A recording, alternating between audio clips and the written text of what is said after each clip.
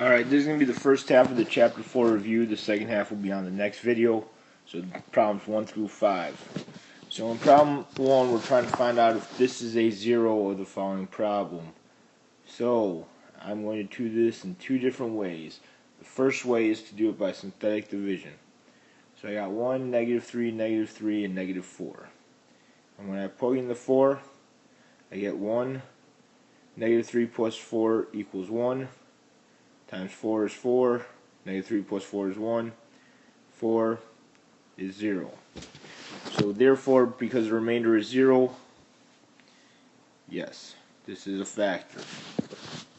Option number 2 is to plug in 4.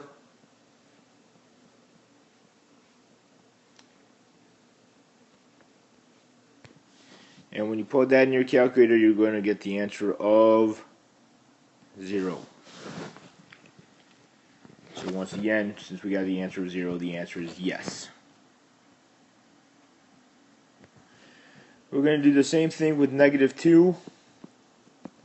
The 1, -3, -3, and -4 stayed the same. This time a -2 is on the outside, so we got -5. 10 makes 7. 7 times -2 is -14, which gives me -18, so the answer is no, we don't have a 0. When I plug it in, I make sure I put it in parentheses, because without it putting in parentheses, there's a chance that my calculator will not do the correct order of operations. And when I plug that in, I also get the answer of -18. Notice that the remainder and the answer I get were the same in both problems, and so the answer once again is no.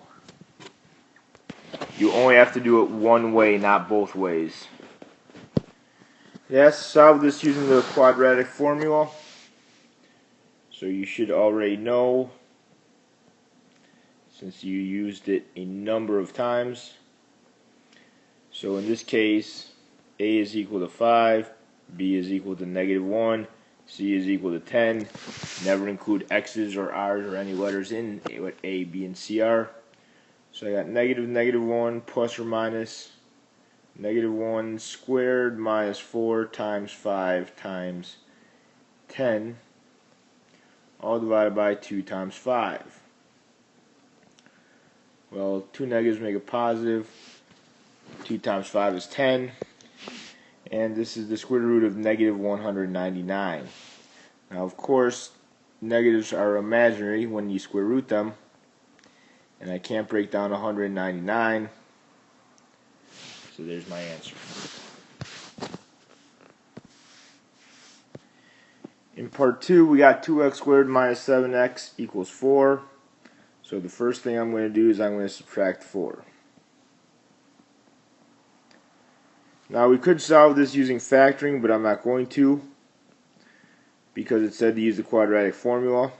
And if you're not really sure on whether you can factor or not, then it's possible that the the quadratic formula will always work. And by the way, this should have been two negatives, and that's how I got +7 plus or minus the square root of 81. And we should know that the square root of 81 is 9. So I got 7 plus or minus 9 over 4. So 7 plus 9 is 16, divided by 4 is 4. 7 minus 9 is -2, divided by 4 is -1/2, or -0.5. Okay, we want to know if x plus 2 is a factor of this. So I'm going to use synthetic division to find out the answer, with a -2 on the outside. 1, -2, -1 plus -2 is -3, 6, -10 plus 6 is -4, 8 makes 0. So because we don't have a remainder, the answer is yes.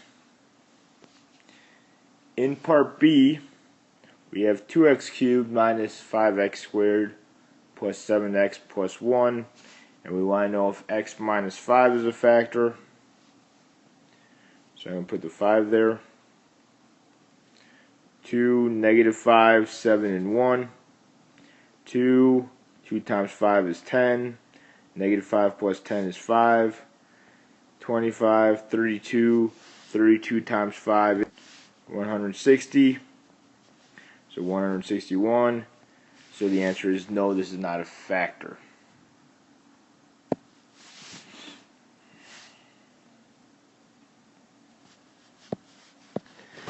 We're asked to find the zeros of this particular equation for y. So y1 equals that up there, and I put y2 equals 0, and it looks like this. So we want to find the intersection right here, right here, and right here. So in order to do that, you're going to go to second calculate, or second trace, and then underneath that's 5, and then the first curve and the second curve you just hit enter, so you hit enter twice,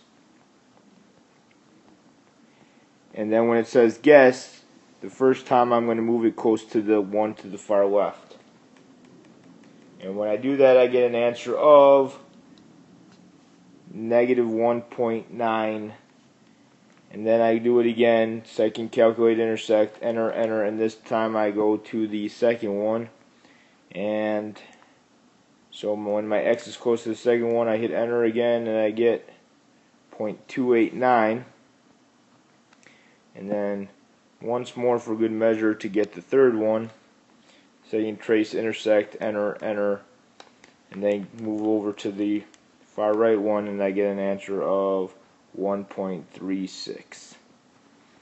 And so there are my 3 zeros for this problem. Okay, we want to know where the zeros are, between what integers they belong to.